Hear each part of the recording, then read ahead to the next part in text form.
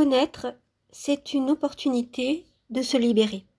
C'est pas suffisant, mais c'est important. C'est la première marche. L'ignorance est une occasion de se faire manipuler. Connaître les techniques de manipulation, c'est aussi s'affranchir de toutes les manipulations, de toutes les influences extérieures qui sont de plus en plus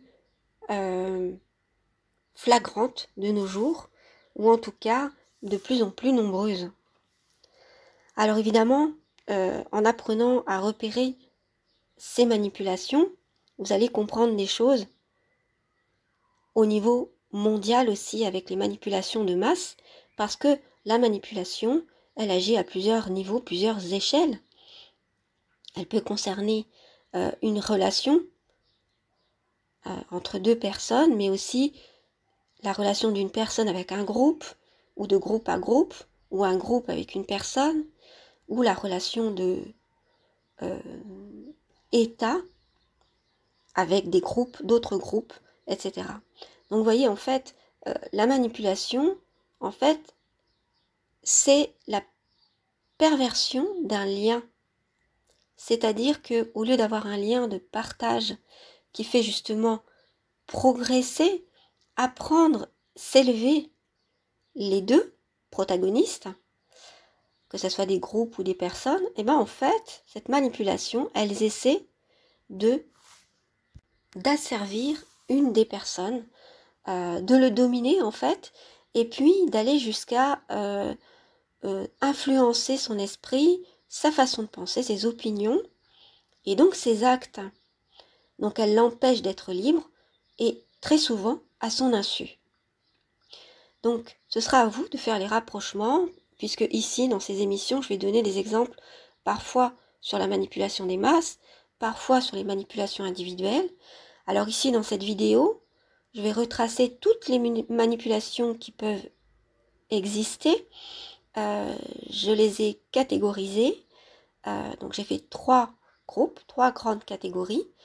Et je vais d'abord vous exposer tous ces groupes en vous donnant quelques exemples parmi les manipulations individuelles, notamment avec des personnes qui sont des manipulateurs ou des manipulatrices aguerris.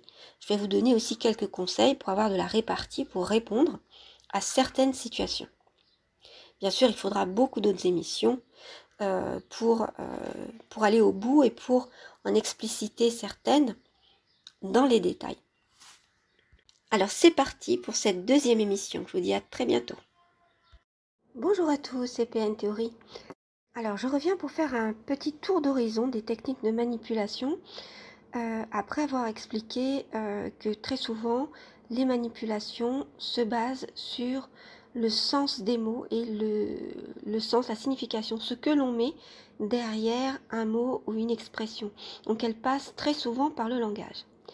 Mais pas seulement. Donc ici je propose de faire un tour d'horizon de toutes les méthodes de manipulation que j'ai pu trouver. J'ai fait des catégories que je vous propose d'aborder, donc on va pas les regarder dans les détails, mais c'est pour que vous ayez une idée globale de tout ce qui peut nous manipuler et donc nous induire en erreur.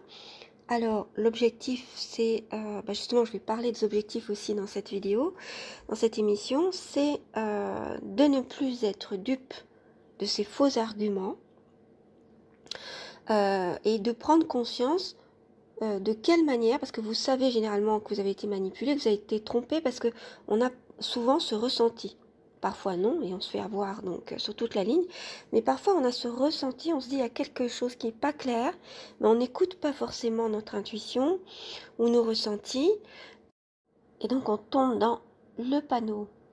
Alors, deux utilités au fait de pouvoir repérer les techniques de manipulation.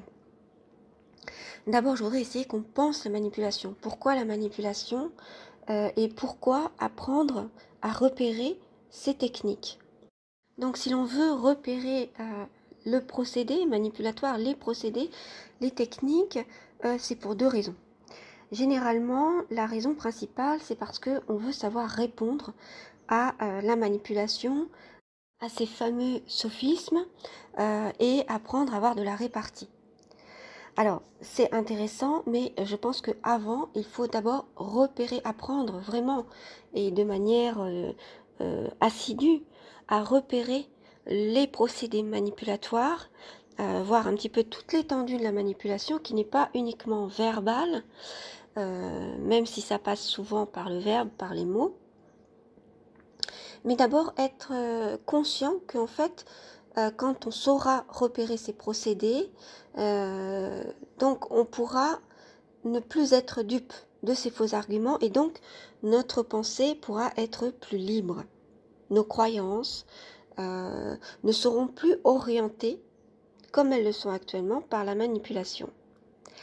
Alors, ce qui est terrible dans la manipulation, c'est que elle a l'apparence en fait de la vérité, elle a l'apparence de la logique.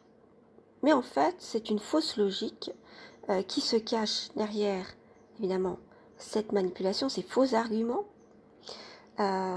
cette apparence de la solidité des arguments, de la fiabilité. Et donc, on pense sur de fausses bases. Et c'est là le problème, c'est qu'on perd notre liberté de penser parce que des arguments manipulatoires, ou alors pas forcément des arguments, je vous ai dit que ce n'était pas uniquement au niveau du langage, mais tout ce qui est fait pour manipuler, en fait, oriente notre pensée et donc oriente nos croyances en faisant se baser tout cela sur des faussetés, sur du fake. Donc mon objectif, ça serait de faire en sorte ou de vous présenter des pistes pour repérer ce qui est fake et ce qui n'est pas fake. Alors, la manipulation, est-ce que c'est le fait des manipulateurs uniquement? C'est-à-dire, lorsqu'on est manipulé, qu'on a repéré une manipulation qui vient d'une personne, est-ce que ça veut dire que cette personne est manipulatrice? Eh bien, non. Pas forcément, parce que la manipulation, comme je vous le dis, elle est basée sur de faux arguments, sur des fausses apparences, sur des faux raisonnements, des fausses logiques. Donc elle peut être l'apanage de tout, c'est-à-dire de l'ignorant, de quelqu'un qui ne sait pas et qui pense bien faire, bien dire ou avoir de la répartie, ou qui ne pense pas manipuler, qui n'en a pas l'intention. C'est le cas parfois d'enfants. Et parfois elle peut être consciente et délibérée, et là on peut avoir affaire soit à de véritables manipulateurs qui sont aguerris, soit à des personnes qui s'essayent, parce que par exemple dans l'adolescence, l'adolescence est une période où justement on s'essaie à beaucoup de choses, on ne sait pas qui l'on est, donc on essaie, puis on essaie de voir aussi l'impact que l'on a sur les personnes, donc ça peut être naturel que des personnes qui sont en période adolescente s'essaient à manipuler. Alors il suffit pour cela, vous en tant que parent ou en tant qu'adulte adulte responsable ou personne qui a envie d'éduquer ces adolescents ou les personnes immatures ou des gens qui ne savent pas, et bien justement de leur montrer que c'est un faux argument, sans pour autant les mépriser, puisque je vous ai dit, ils ne sont pas forcément dans l'intention, mais tout simplement en leur montrant que c'est faux, que ça n'est pas une bonne manière de raisonner. Voilà. Donc ça, c'est effectivement un objectif que vous pouvez avoir sur le long terme. De toute façon, l'objectif premier, c'est quand même de démonter, de montrer, de percer à jour et de mettre à jour justement la fausseté de ces arguments, de cette logique, ne serait-ce que par amour de la vérité, tout simplement, c'est-à-dire afin que les choses soient justes. Voilà. Mais alors le tout est de le faire sans mépriser l'autre, parce que le mépris, c'est encore, c'est-à-dire qu'on peut s'amuser de nous par ce mépris qu'on aura, parce que le mépris implique souvent de la colère ou un aspect émotionnel important, un investissement émotionnel important, même si ça n'en a pas l'air. Et donc des manipulateurs aguerris peuvent saisir cette occasion où on est dans une faiblesse émotionnelle, voilà, dans un état de colère, on n'est pas forcément nous, on est hors de contrôle, pour nous faire pencher vers un trop plein d'orgueil, d'ego, etc. Ou faire croire que justement on est dans l'ego, dans l'orgueil, ou alors que ce n'est pas une bonne chose de mépriser les autres, etc. Donc, vous pouvez choisir la raison que vous voulez pour ne pas tomber dans le mépris, mais stratégiquement, même si vous ne raisonnez que comme cela, eh bien, ça n'est pas une bonne chose. Alors, je vais vous donner juste quelques petites réponses que l'on peut faire lorsque l'on a percé à jour des sophismes, des manipulations de tous ordres. Alors, on peut répondre alors d'une manière neutre, hein, c'est-à-dire on peut sourire en disant bien essayé, et puis non, on ne peut pas croire à ce que tu dis parce que telle chose, tout simplement. Et c'est tout, sans en rajouter, sans en faire trop. Voilà. Que ce soit un manipulateur aguerri ou bien quelqu'un tout simplement qui est ignorant, qui s'essaie, etc. Eh bien voilà, il ne sera pas blessé dans son orgueil. Tout simplement, bah voilà, c'est le jeu. Il a essayé et puis c'est faux, quoi. On peut dire, par exemple, bien essayé, ou ah, c'est un habile sophisme, mais voilà. Il y a telle et telle raison qui font que tu peux pas dire ça. Voilà. Voyez la manière dont je le dis, c'est-à-dire que on va pas dire non, tu ne peux pas dire ça, je ne peux absolument pas te laisser dire ça. Voyez, là on est vraiment dans une emphase, comme si on se mettait en colère. L'autre, si c'est un habile manipulateur, il va savoir nous le faire remarquer, nous le reprocher. Non, on peut dire les choses tout simplement d'une manière neutre, comme si c'était une erreur, c'est-à-dire par exemple vous êtes en train de faire un lacet et vous n'avez pas fait comme il faut. Bien vous pouvez dire ben non, il faut faire de telle et telle manière. Voilà, tout simplement. C'est-à-dire l'erreur est humaine et faire passer en fait cette erreur, même si c'est de la manipulation, pour une erreur. Voilà. Et puis après, on reste dupe ou non dupe. Alors si vous voulez montrer au manipulateur que vous avez compris, un simple regard suffit. Beaucoup de choses passent dans le regard. Il faut savoir s'il y a du public ou pas, si vous êtes... vous voyez, il y a tout un tas de choses et puis qui entrent en ligne de compte. Et puis ça dépend de ce que vous voulez faire signifier au manipulateur. Si c'est un manipulateur que vous voulez lui montrer que vous avez très bien compris, un regard, comme je vous l'ai dit, qui montre, oui, bon, bah, à moi, on me la fait pas, je suis pas dupe. Voilà, ça suffit généralement. Et généralement, ce genre de personne ne va plus vous embêter sur des choses comme ça. Il va essayer d'aller jouer ailleurs, en gros, quoi. Et vous n'aurez pas besoin de dépenser beaucoup d'énergie pour le lui dire. Il aura compris que vous avez compris. Point barre. Voilà. Et si vous êtes devant quelqu'un qui ne sait pas, un enfant, quelqu'un d'immature, bah, en fait, il va se rendre compte qu'il a tort, mais il ne sera pas pour autant méprisé. C'est-à-dire que il va peut-être être touché dans son orgueil un petit peu, beaucoup s'il est narcissique, mais après tout, c'est son problème. Il a fait une erreur, ok, vous avez su trouver, vous avez pu la trouver, il ne peut pas être bon en tout, voyez. En fait, avec ce genre de personne, il faut essayer de manier le faire avec beaucoup de tact, en lui montrant qu'il ne peut pas gagner à tous les coups, et qu'on n'est pas là pour gagner, on est là pour essayer de faire avancer les choses, dire des choses vraies, et on ne peut pas accepter de dire des choses fausses. Ça, c'est ce que vous pourrez dire ou ce que vous pouvez avoir en tête si jamais il vous demande des explications ensuite, s'il vous accuse par exemple de l'avoir humilié. Les personnes narcissiques, lorsque on les perce à jour, on met à jour une de leurs manipulations, surtout si c'est devant du public, se sentent facilement humiliés. Les autres auront tout simplement une petite pointe d'orgueil qui sera une vexation, mais ils ne parleront pas en termes d'humiliation. Ils ne voudront pas se venger, vous faire payer le fait de les avoir humiliés, puisque eux considèrent que c'est une humiliation.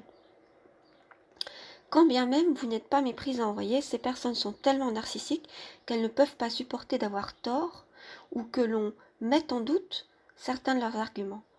Et à ce moment-là, comme je vous l'ai dit, restez toujours dans une certaine une bonhomie, une grande sagesse et ne sortez pas de vos gonds.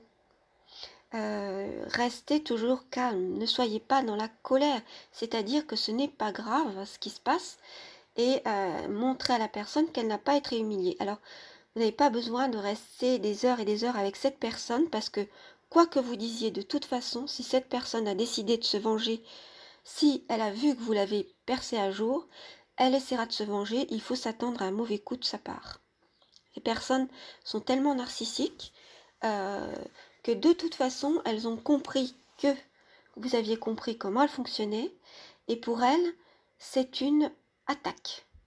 Voilà, quand bien même c'est une réponse à plusieurs de leurs attaques, pour elles, c'est une attaque. Donc, sachez que ces personnes aiment se venger parce que c'est une histoire de...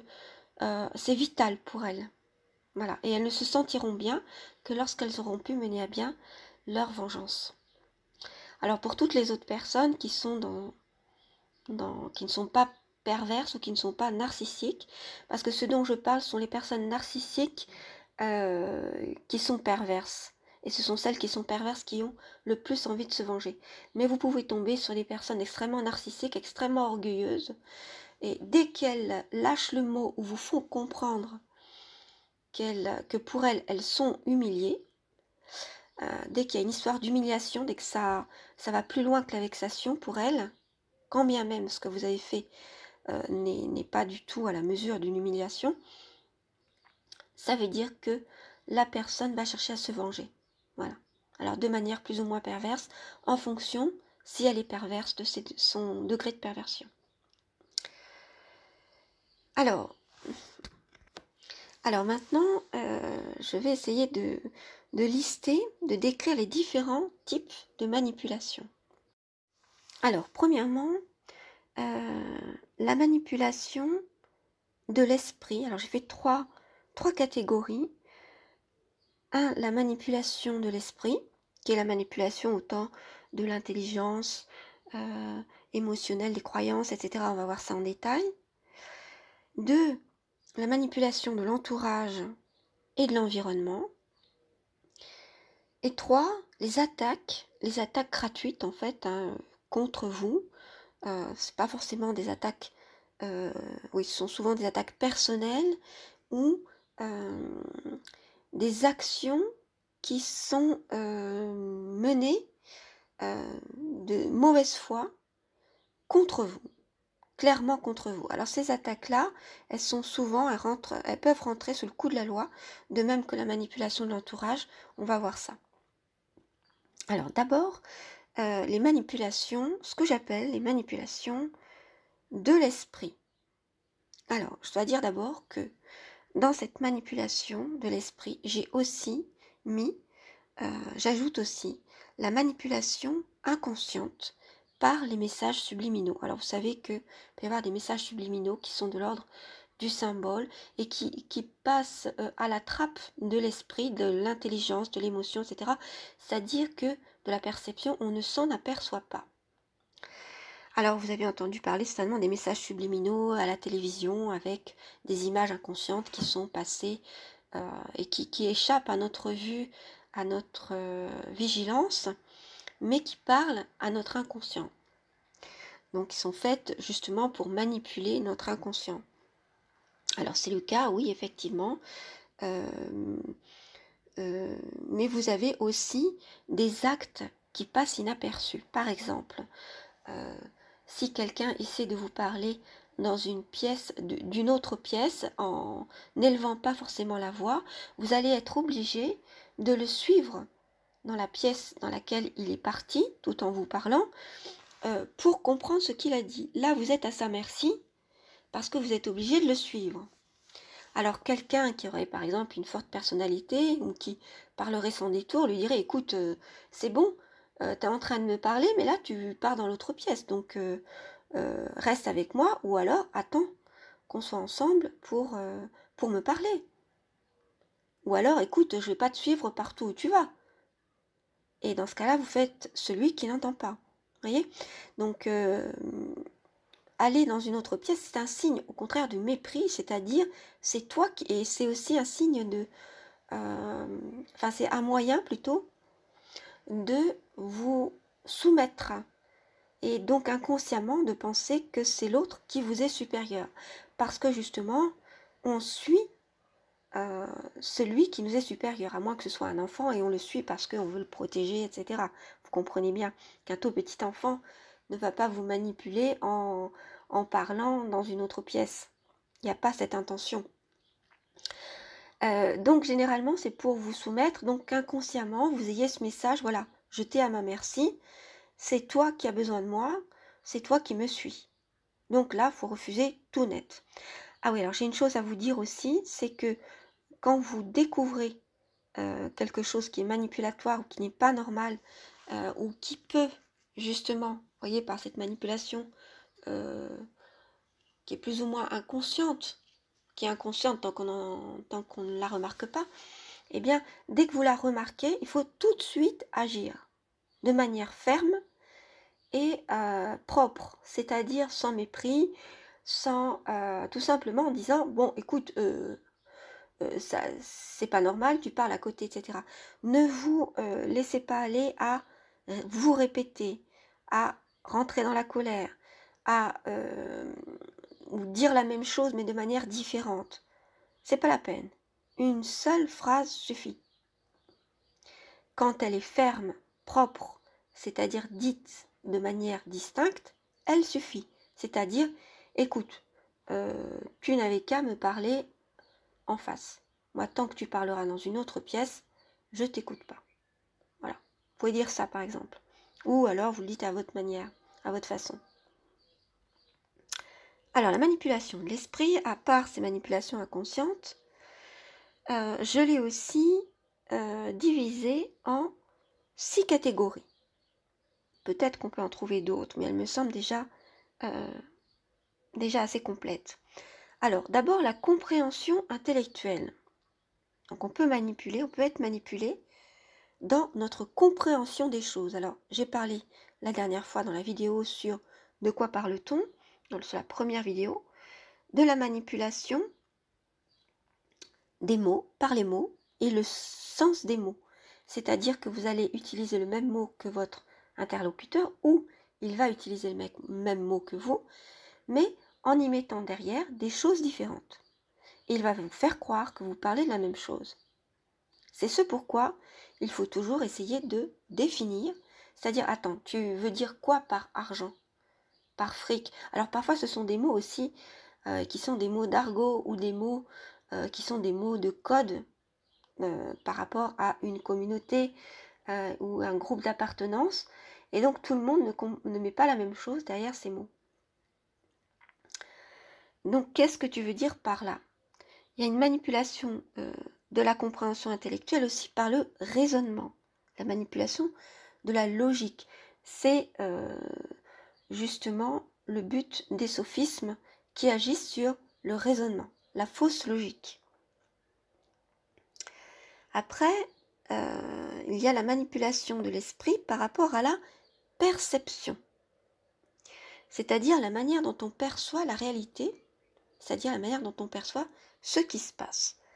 Alors là-dessus, par exemple, je vous ai parlé aussi la dernière fois de la manipulation par le rythme, c'est-à-dire quelqu'un qui tout d'un coup se mettrait à accélérer, à parler très très très très vite, de choses complètement différentes. Alors là, il faut tout de suite l'arrêter. Attends, de quoi tu parles? Tu me parles de ça, ok, j'ai du mal à te suivre, même si l'autre par exemple, peut vous rétorquer que vous êtes trop lent, etc. Alors dans ce cas, c'est une attaque personnelle, il ne faut pas la laisser passer et dire non, tu vas trop vite. Voilà, vous voyez, il suffit d'une petite réponse propre, comme je le dis souvent, et ferme. De toute façon, comme cette personne est dans la vitesse, elle ne va pas s'arrêter pour vous dire non, c'est toi qui es trop lent. Si c'est le cas, vous répétez non, c'est toi qui vas trop vite. Et justement, en disant cela, mettez-vous à ralentir pour ralentir la personne. Parce que vous savez, dans un dialogue, dans une conversation, il y a toujours du mimétisme. Et c'est-à-dire que si vous ralentissez, forcément la personne va ralentir. Dans la manipulation de la perception, il y a aussi tout ce qui est de l'ordre de l'image, du paraître, de la fonction, du statut. Quelqu'un peut essayer par exemple de vous impressionner par les vêtements par exemple, ou en arborant ses médailles, ou alors dans la façon de se comporter en se comportant comme quelqu'un qui est de la haute société par exemple, ou quelqu'un d'important, ou en se mettant en fait en donnant l'illusion en essayant de paraître. Donc voilà, ça c'est du registre de la manipulation de l'esprit, mais dans la perception. Donc j'ai parlé de la manipulation de la compréhension intellectuelle, de la perception, et aussi la manipulation émotionnelle. Donc la manipulation émotionnelle, c'est quand une personne essaie de vous manipuler par vos émotions, en provoquant ces émotions, ou en suggérant qu'il a une émotion, et donc en essayant de vous faire pitié.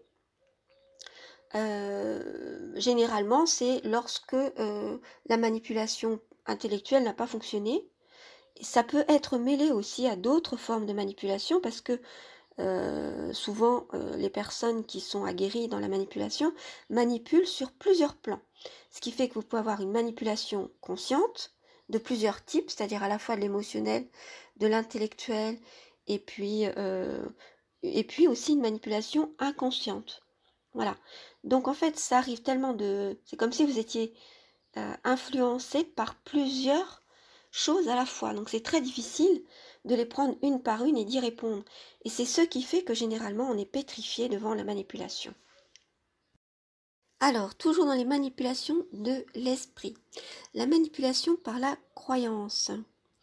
Alors ça, c'est tout simplement le fait d'essayer de jouer sur les croyances de la personne, soit en les exploitant, en les instrumentalisant, en les prolongeant, en tout cas d'utiliser ce à quoi croit le registre de croyances de l'autre pour lui faire admettre des choses ou lui faire accepter des choses qu'elle n'aurait peut-être pas acceptées auparavant, en lui faisant croire qu'elle n'est pas logique avec elle-même parce que, par exemple, si elle reste fidèle à ses principes, vous voyez, être fidèle à ses principes, on peut dire que c'est une croyance, c'est une volonté d'avoir des principes, et bien elle peut lui dire, si tu as des principes, voilà, tu devrais aussi faire telle et telle chose.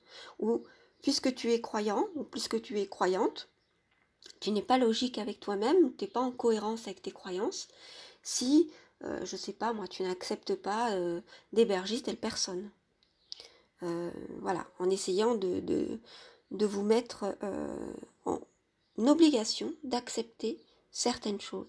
Ça peut être aussi essayer de vous faire pitié par rapport à ce qui leur arrive, de se faire passer en victime, pour que vous, personne au grand cœur, par exemple, accédiez à sa requête. En disant, oui, je savais que tu as un grand cœur, alors après, vous voyez, après que vous ayez accepté, ou bien avant, vous encensez avec tu as un grand cœur, toi qui as un grand cœur, je sais que tu vas accepter, etc.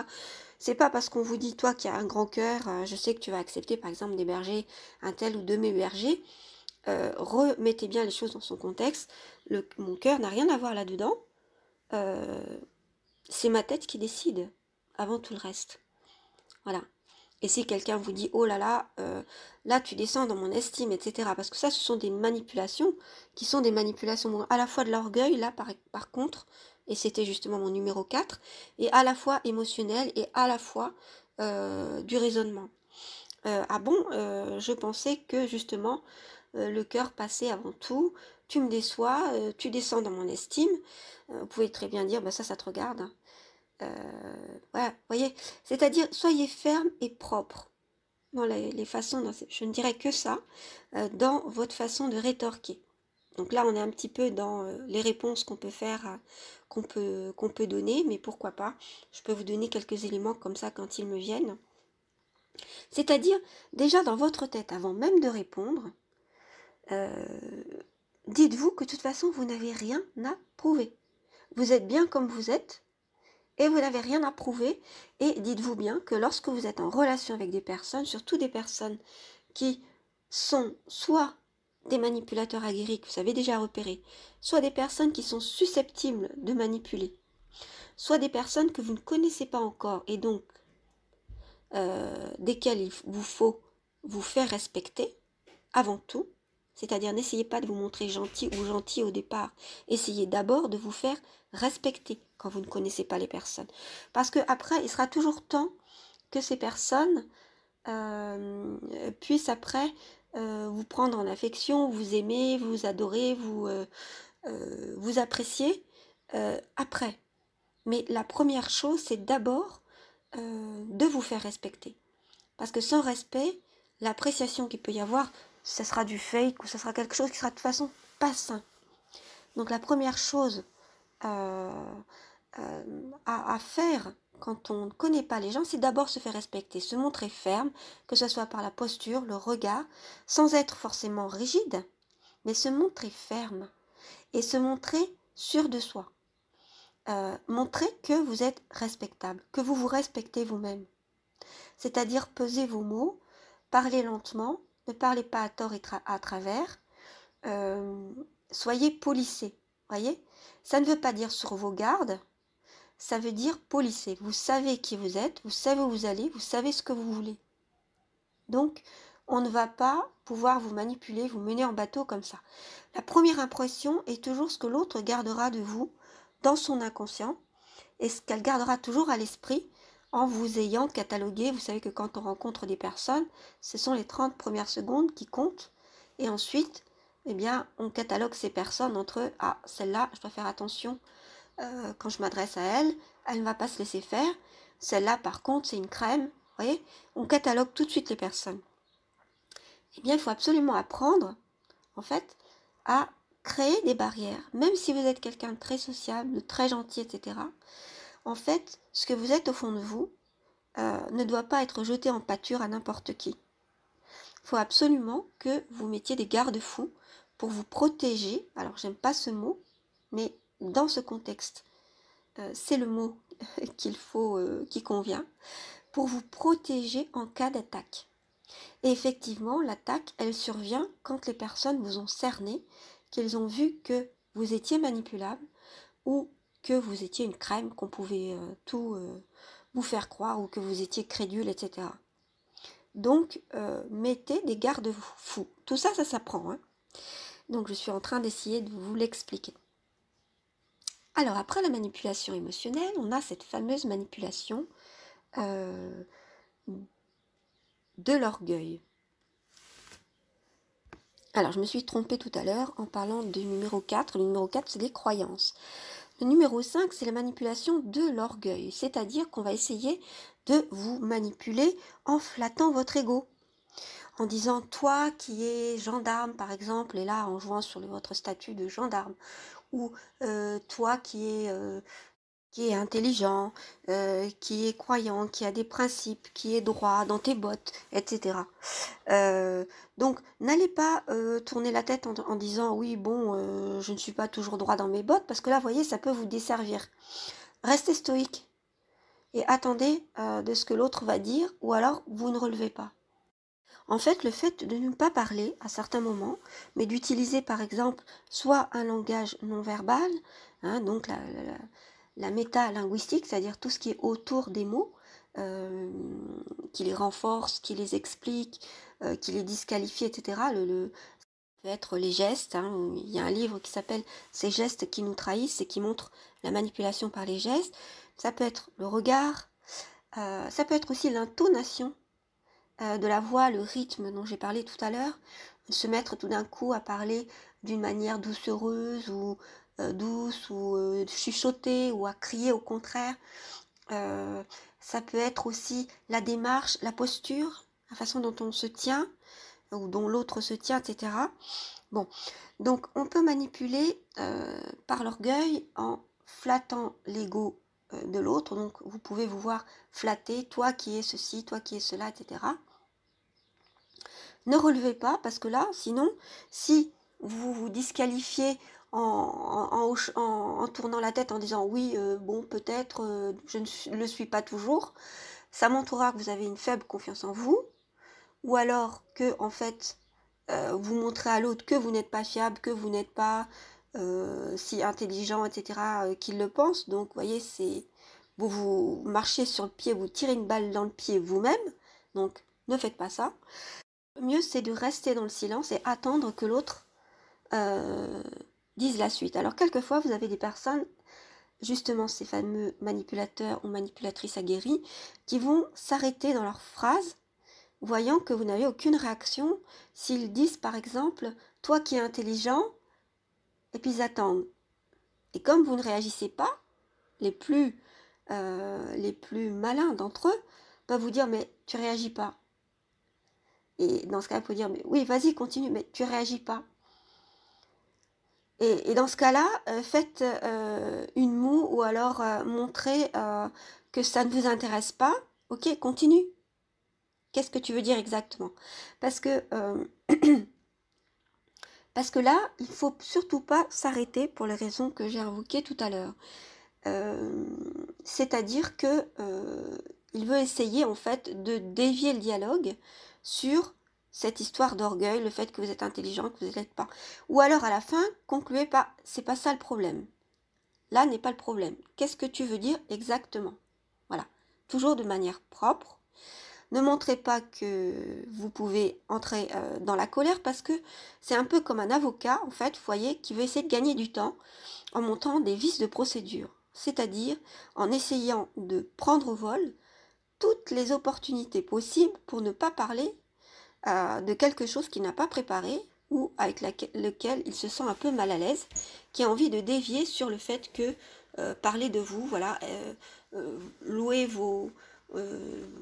parler de vous en louant vos qualités, faussement évidemment, hein, pour jouer sur votre orgueil, ou au contraire en vous descendant. Alors sachez que les manipulateurs ou manipulatrices adorent justement, quand ils louent vos qualités, c'est justement pour faire le contraire.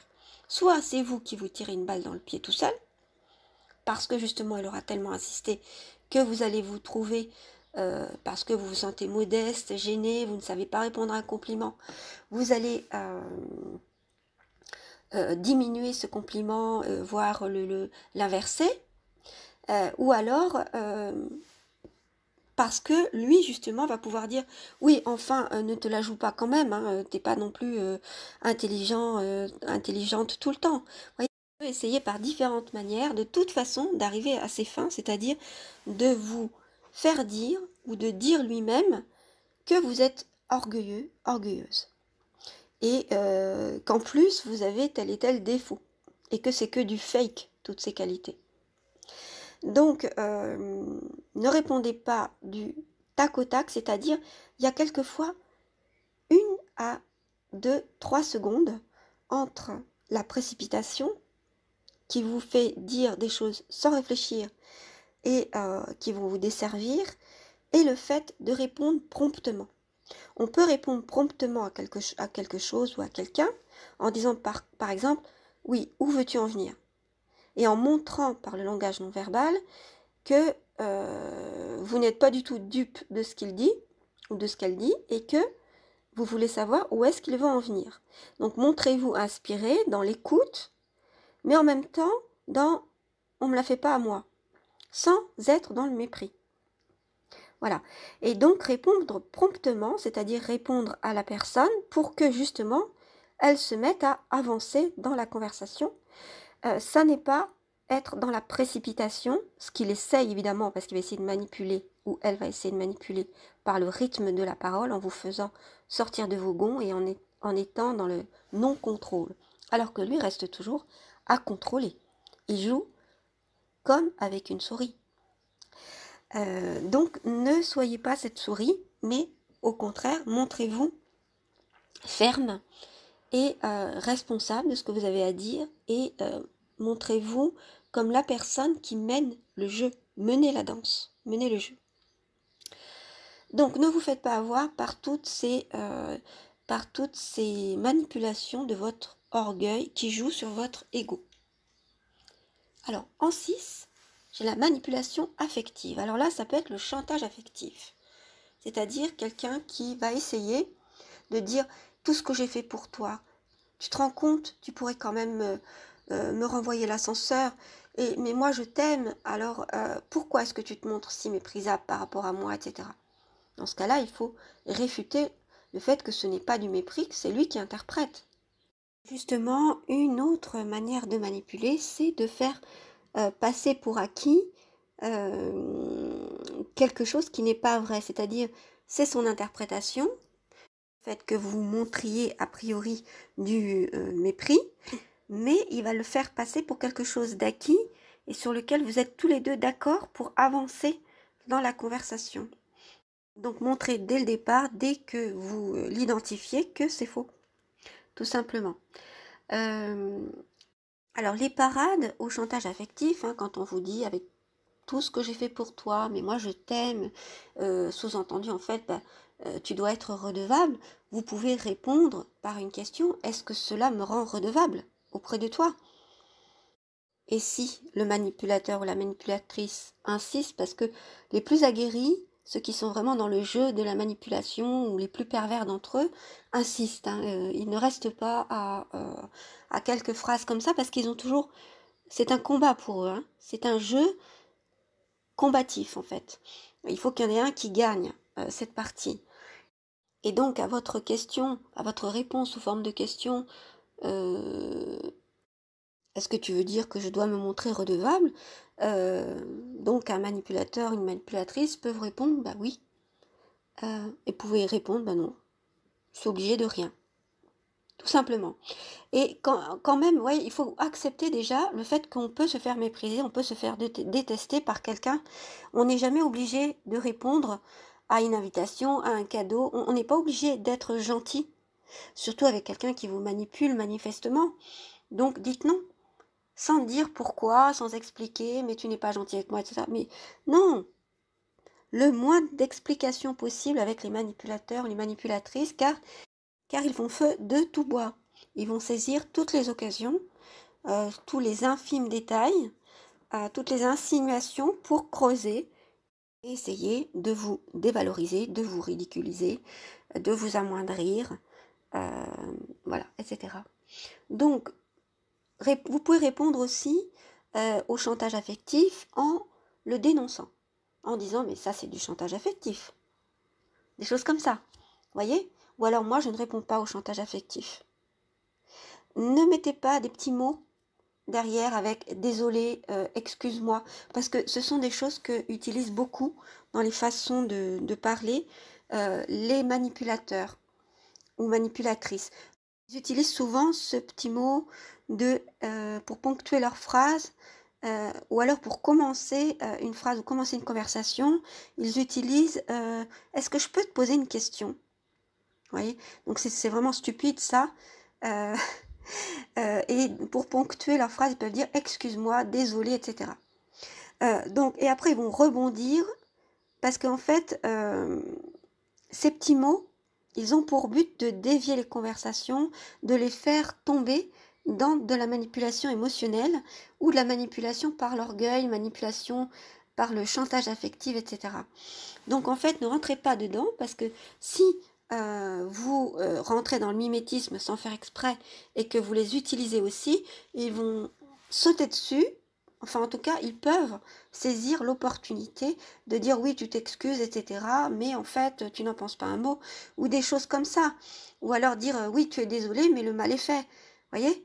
Et d'essayer de vous faire pitié. Des choses comme ça. Donc, n'utilisez pas ces petits mots qui ponctuent. Je le répète, une réponse ferme et propre. Alors, on va s'arrêter un petit peu quand même sur la petite phrase du début, c'est est-ce que je peux te poser une question? Je fais au fil, hein, j'essaie de structurer avec la catégorisation dont je vous fais part, mais il y a parfois des petits exemples qui arrivent comme ça. Au fil de la conversation, c'est bien de pouvoir les dire avant que je les oublie. Alors, cette petite phrase du « Est-ce que je peux te poser une question ?» Je pourrais d'ailleurs en faire une émission. Ce sera peut-être le cas. Est-ce que je peux te poser une question? C'est généralement qu'il y a anguille sous roche. Parce que lorsqu'on n'a pas à demander est-ce que je peux te poser une question, généralement on pose la question, c'est clair, il n'y a pas de préalable à ça. Quand on pose cette question, ça nous met dans un état défensif, un état de peur. On est sur nos gardes parce qu'on se dit ça va être une question qui va essayer qui a une visée manipulatoire ou une question difficile. En tout cas, c'est peut-être une question personnelle est potentiellement une attaque. Donc le fait de dire est-ce que je peux te poser une question, c'est une manière de prévenir, mais en provoquant de la peur, en provoquant ce climat anxiogène qui fait qu'on risque d'être attaqué.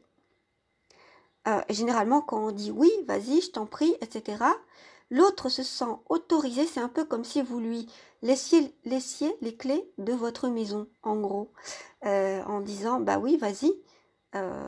Alors que quand on partage une intimité ou quand on peut poser une question à quelqu'un, on ne lui dit pas, on ne lui pose pas la question. Je pense que ça doit être rare que vous utilisiez justement cette formule vous-même. Généralement, on n'a pas à poser cette question aux personnes parce que c'est déjà une question. Donc on peut essayer avec l'humour en disant tu veux dire une deuxième parce que ça c'en était déjà une, vous voyez, par rapport à c'était déjà une question, donc à laquelle si jamais la personne veut vous parler de quelque chose de sérieux, va faire mine de s'affliger en disant oui bon tu joues sur les mots, sur les détails, c'est bon, etc. Et là, vous pouvez lui rétorquer, ben, tu n'as pas d'humour ou des choses comme ça, ce genre de choses qu'il vous rétorque généralement, ou qu'elle vous rétorque en bons manipulateurs qu'ils sont. Après, vous pouvez aussi aller dans la transparence en dénonçant et en montrant que vous avez percé à jour cette technique en disant effectivement pourquoi est-ce que tu te crois obligé de poser cette question? Voilà, des choses comme ça, vous voyez? Ou alors, ça n'a pas d'intérêt de poser cette question. Je vois pas l'intérêt. Mais sans montrer de mépris. Voyez? Juste rester dans la logique. Et attaquer l'autre en lui montrant qu'il n'est pas logique ou sur des arguments et des faits. Voilà, ces choses-là sont inattaquables. Mais pas dans les émotions ou ce genre de choses.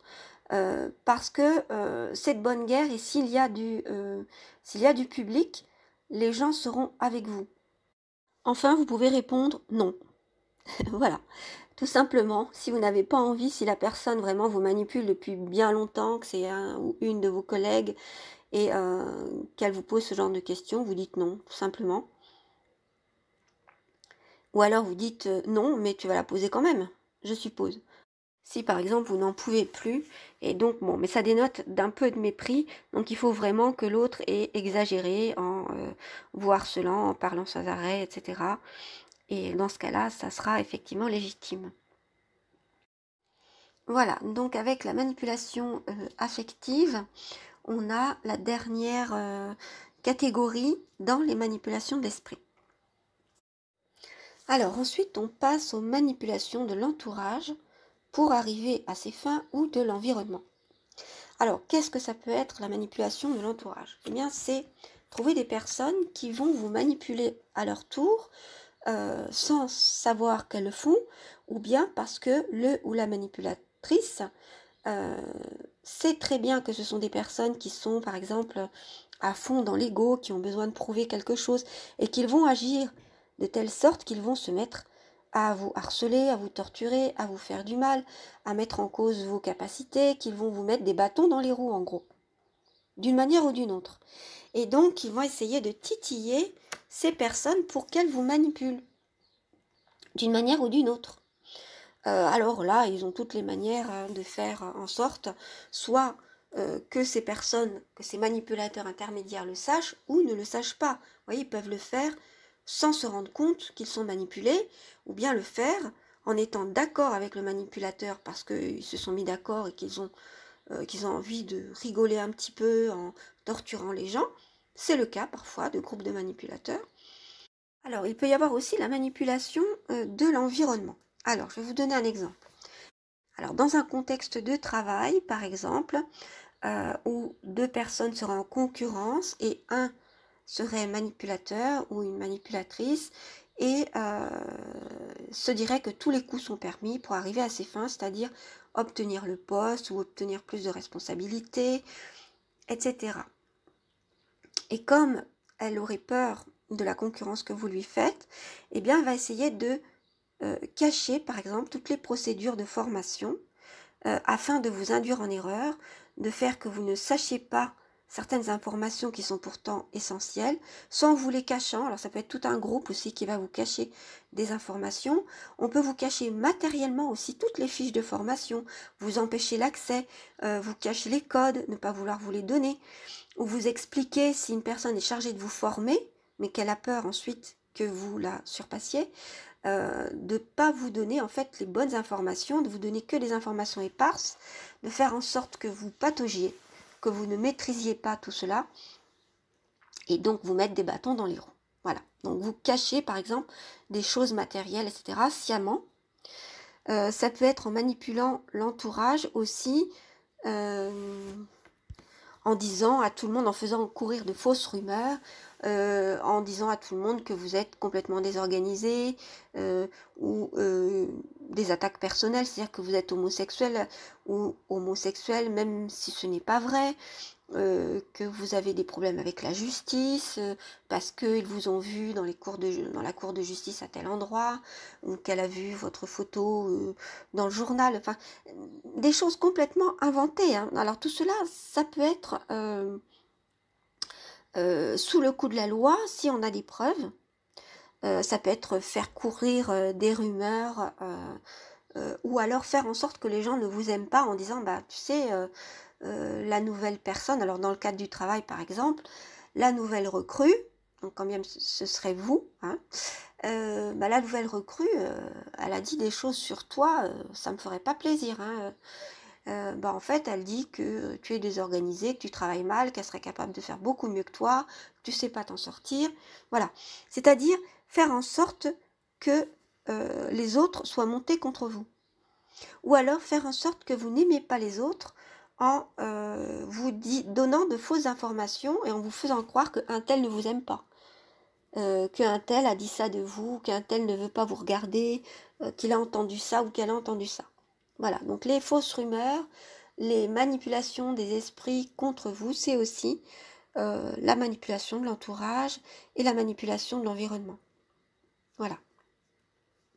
Donc ça, comme je vous le dis, ça peut entrer sous le coup de la loi si vous avez des preuves. Le tout, c'est de vous discréditer ou de vous empêcher de lui faire de l'ombre, de vous mettre des bâtons dans les roues. Voilà, tout simplement. Alors après, on a la manipulation par l'attaque. Par l'attaque, que ce soit par des mots, par des actions, par des gestes, par des pensées, vous poussez à la faute. Par exemple, vous rendre coupable, vous faire vous sentir coupable. Ça peut être des attaques personnelles sur votre physique, sur votre statut, sur votre orientation sexuelle, sur vos compétences, ou jeter le discrédit sur vos compétences, ou vous faire perdre confiance en vous. Et ça peut être aussi en inventant des histoires, soit des histoires qui existent déjà, ou des faits réels, mais qui sont détournés de leur sens, qui sont modifiés, qui sont complètement déformés en fait, ou utilisés par opportunisme en les exploitant et en justement les faisant dévier de ce qu'ils sont. C'est-à-dire qu'un fait qui est anodin va être interprété différemment. Par exemple, vous êtes rentré dans le bureau du chef et il va dire, bon, pour lui dire qu'il y avait un dysfonctionnement, etc. Et puis cette personne, ce manipulateur ou cette manipulatrice, va dire à tout le monde, aux autres autour de lui, qu'il vous a vu rentrer et extrapoler.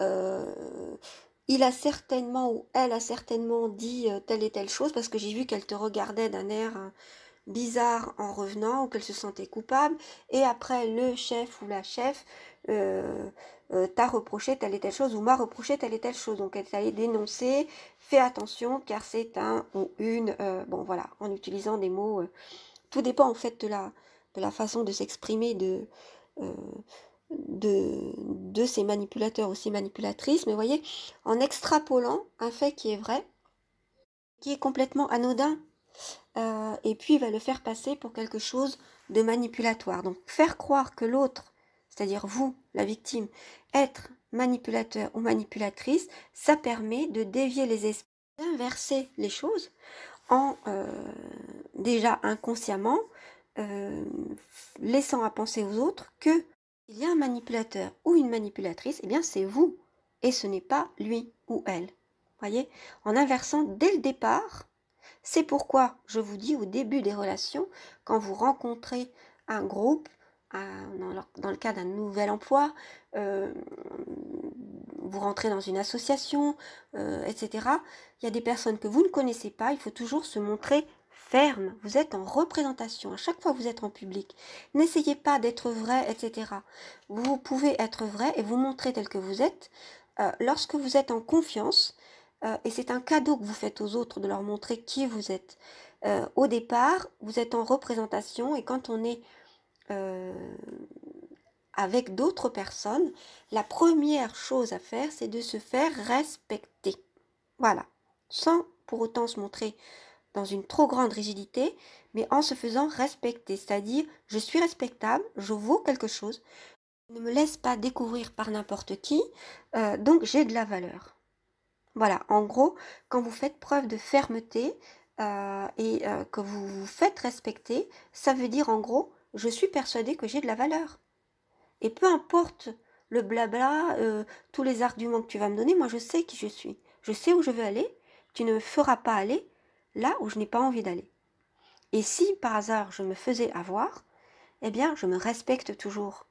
Et puis je vais corriger cela en me montrant ferme, en acceptant que je me suis peut-être fait avoir, mais je vais me montrer ferme. Et puis c'est terminé, j'ai compris ce qu'il en était, donc il n'y aura plus de compromis. Voilà en gros.